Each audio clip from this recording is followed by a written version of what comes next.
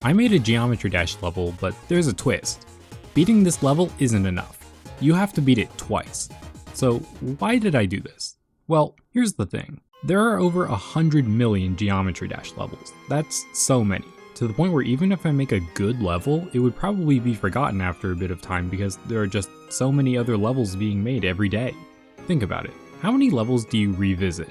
Because I don't revisit most of the levels I play. I just beat them once and then move on. Not every time, but most of the time. But I like making the kind of levels that stand out, that people will remember. Fortunately, there are a few ways to make your level stand out, and personally, one of my favorite ways is to make a level with some sort of special twist. So if I want to make the kind of level where people will go back and beat it again, then the most effective way for me to do that is probably to make a level where the twist is that you have to go back and beat it again. Now, there's already a problem here. That's a terrible idea. Most people aren't going to want to do that. You know, technically, this was possible to make in 2.1 using glitches, but as far as I can tell, nobody did. And I think part of the reason why is because if someone thought of this idea and figured out how to make it, they probably didn't think it was worth actually doing. But I didn't see it that way. It's not that it's a bad idea, I think it's just half of a good idea. And fortunately, I thought of the other half right around the same time. What if I made a level with a light mode and a dark mode? I realized almost instantly that these ideas fit together perfectly. I could make a level where you beat it in light mode, and then you have to beat it again in dark mode. This solved the problem of the rebeat being too boring, and also answered the question of how would you switch modes anyway. But as long as I switch up how it looks and a bit of gameplay, it shouldn't feel annoying to play, which is the last thing I'd want for this level. But how would that even work? Well, first off, I can't really let you beat the level the first time, so instead I'll stop the player with an end screen that doesn't actually let you complete the level. But with that out of the way, how am I making the level change after you beat it in light mode? Well, you see, 2.2 added a trigger that lets you make a count object remember its value between attempts. Normally it would reset between attempts, but with this trigger you can prevent that. So when you reach the end of light mode, a count object gets set to 1, and it'll stay 1 when you start the next attempt. So when you do, another trigger will check that counter, and if it's 1, then it activates a bunch of triggers to change the level into dark mode. And that's how the level knows what mode it should be in each attempt. While testing the level though, I needed a way to force the level to be either in light mode or dark mode. So I put these triggers here that I can use to do just that. And just for fun, here's what happens if you try to make the level be both modes at the same time. Yeah, it's impossible to beat, but you want to know what's not impossible? Subscribing. It's really easy actually, they just put a button right there, like they could have at least made it a challenge. But if you do subscribe, you'll get to see more videos like this whenever I make something cool in Geometry Dash, which will hopefully be more often from now on because I'm not making more levels that require me to decorate them multiple times. Okay, let's get back on track. Now that I have a gimmick, I need to actually build a level around it. I'll be focusing mostly on what's different between the two modes for this video, but there are some non-changing design choices I'll point out, like how I generally decided to keep the design somewhat simple because I do want to finish the level. But I will say that hey, sometimes less is more. Anyway, for this part I used these pretty simple blocks and I put black and white outlines on them so that they're visible on any color background since I will be changing it. I also made most of the spikes in this part stand out in both modes, but there are also these light and dark spikes that only stand out in one mode. This is a gimmick that we'll see multiple times throughout the level, so let me explain what this is. You see, when you make a Geometry Dash level, something you shouldn't do is have gameplay that blends in too much with the background. It's bad level design. Here, I've taken that idea and made it so that these gameplay objects that blend in with the background aren't actually gameplay at all. Light objects have no collision in light mode, and dark objects have no collision in dark mode. I use this to make objects that don't look like they change between modes, but since the background changes behind them, they work differently. I thought this would be a fun way to make the different modes be different. I wanted to teach the player about this gimmick really early on, so I made this bit here where you have to jump into these light spikes to get through. I also put these dark spikes on this alternate path up above. You can't ever die to them, but I wanted to introduce both kinds of spikes at the same time, to hopefully make the gimmick clear. Also, having this alternate path up here you can't reach gives the player a hint about what the level's main twist is. I think it's important to do this early on so that in light mode you know something's up, and in dark mode you know you're not just doing the same thing again.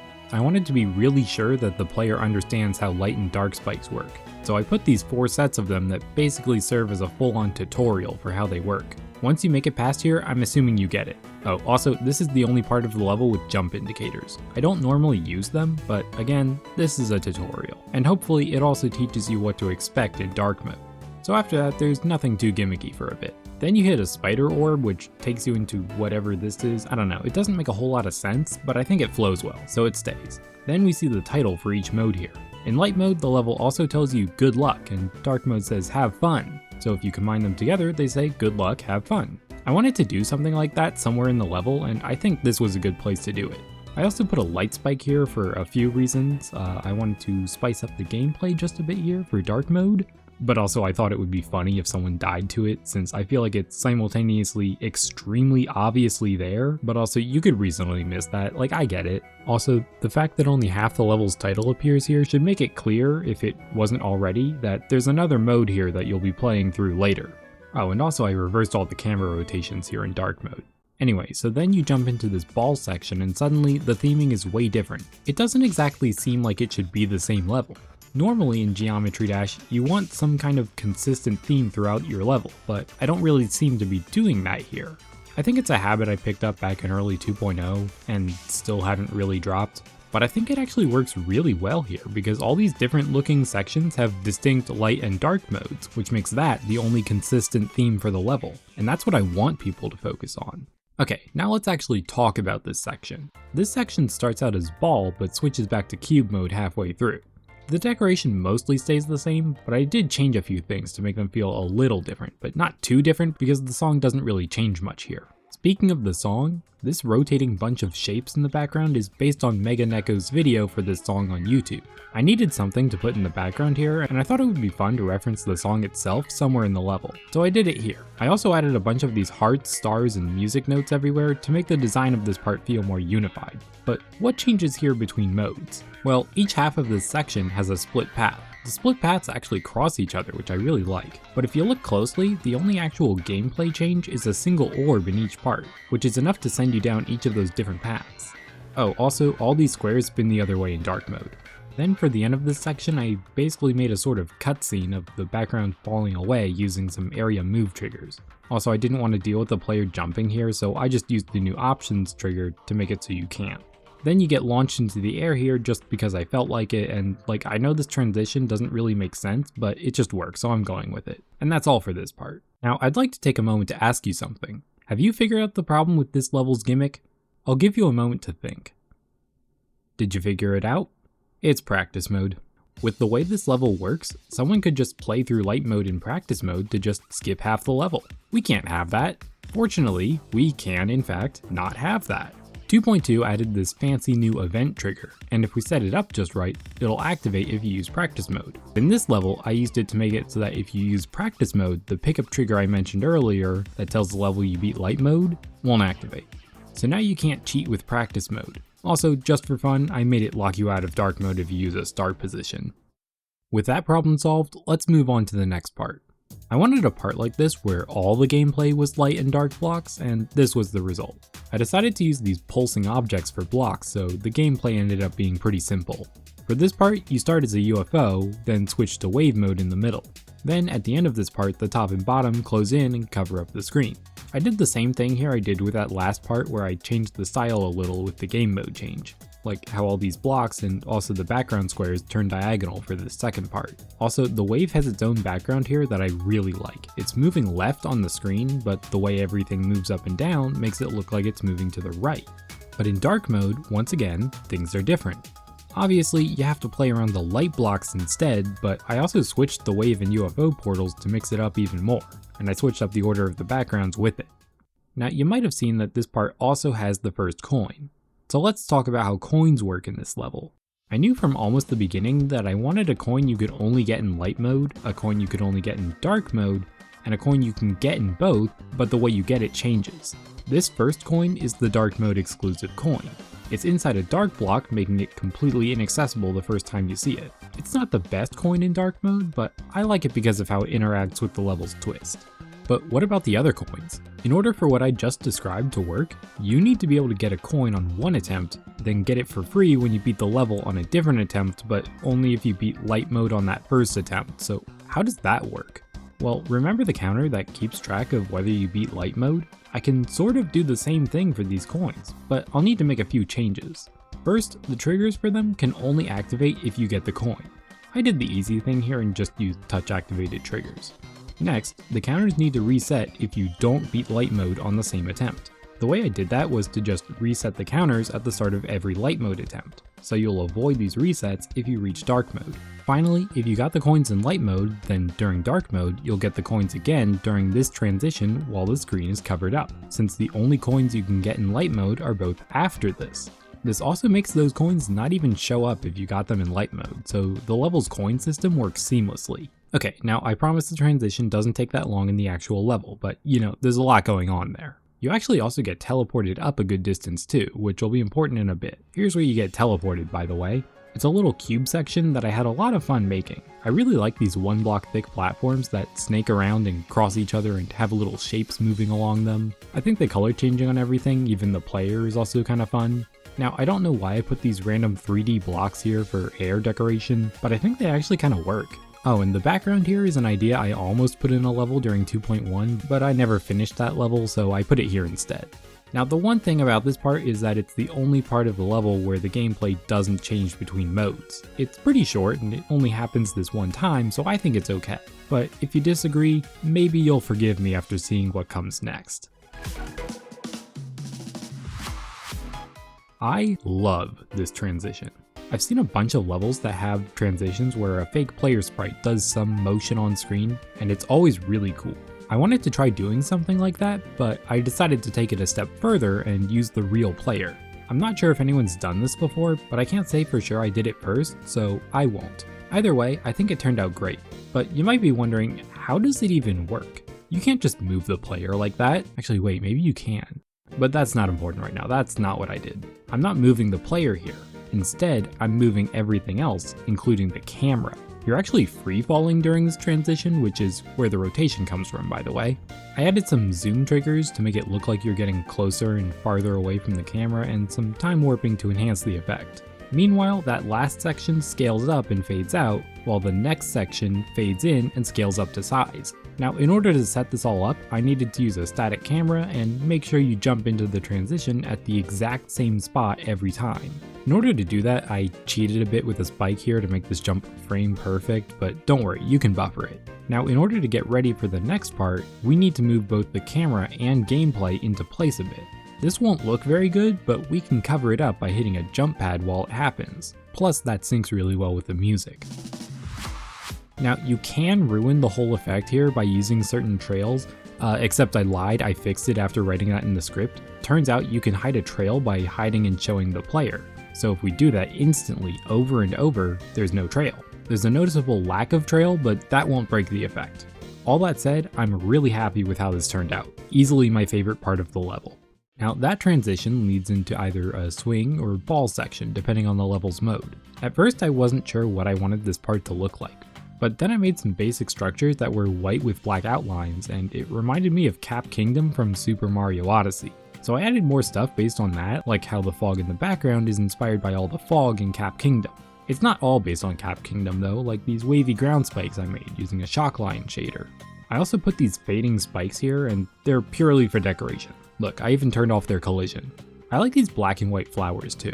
The green stems on them add a bit of color that this part really needed, and also I think it was kind of funny to imply that I couldn't make them black and white like everything else, like this one specific detail here had to make sense. But wait, do you see that? There are light platforms here. You'll need these for the ball in dark mode, but the real reason they're here is I wanted to use this gimmick one last time in the level. Right after that, we have the second coin. I actually really like how you get this one. You'll need to be in swing mode, so this is the light mode exclusive coin. After you hit this portal, you have to switch gravity again to fly down and get the coin.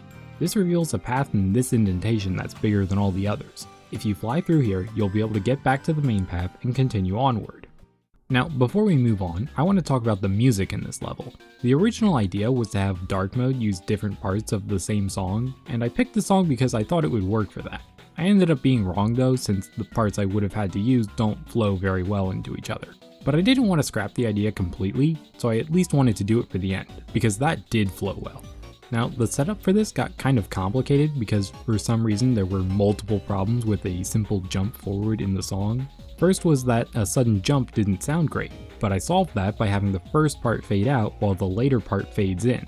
But the jump also felt inconsistent for some reason. I'm not sure why, but it was noticeable sometimes. I was stumped for a bit, but eventually I figured out a solution. If I have to start another copy of the song playing to fade it in, why not start it all the way back at the start of the level? That way, any desyncing should affect both of them equally. And with that, we have made one cut in the music. Now, the reason I mention this right here is because this is the point of the level where that cut happens, but only in dark mode where it skips to a more climactic part of the song. In light mode, we keep going with the song as is for the ending. Yep, that's right, we're almost at the end here. There were some parts where I didn't decide on a theme until pretty late, but I always knew what these last two parts would be. First, you'll run through a city, with the gameplay being on a bunch of buildings, then you'll fly up into the sky for the finish. Now, for the city, I made the gameplay out of silhouettes of buildings. I had some fun making them all different, but I did also make them all just dark, partly because that helps them stand out from the more colorful background, and also because I didn't want to make full designs for each building. I did add some power lines as a sort of mid-ground, but I ended up removing them for dark mode because it was too hard to see. But dark mode was just too hard to see in general, so I added some street lights to light it up a bit. I also added lights in some windows that also make it easier to see, but I mainly wanted them there for decoration. But hey, now we can see in the dark. Now, does this city make any sense? No, not really. Streetlights on rooftops, dark buildings even though they're also outside, like the idea was that if it's bright outside you can't see inside very well, but I applied that outside for some reason. Oh, and floating buildings. But here's the thing. It all works. The level would be worse off without any of those, so they stay. For the background, I decided to make this city that's off in the distance a bit. I put fog on the left since the level itself has fog on the left, and there are either clouds or stars in the sky to connect it to the next part.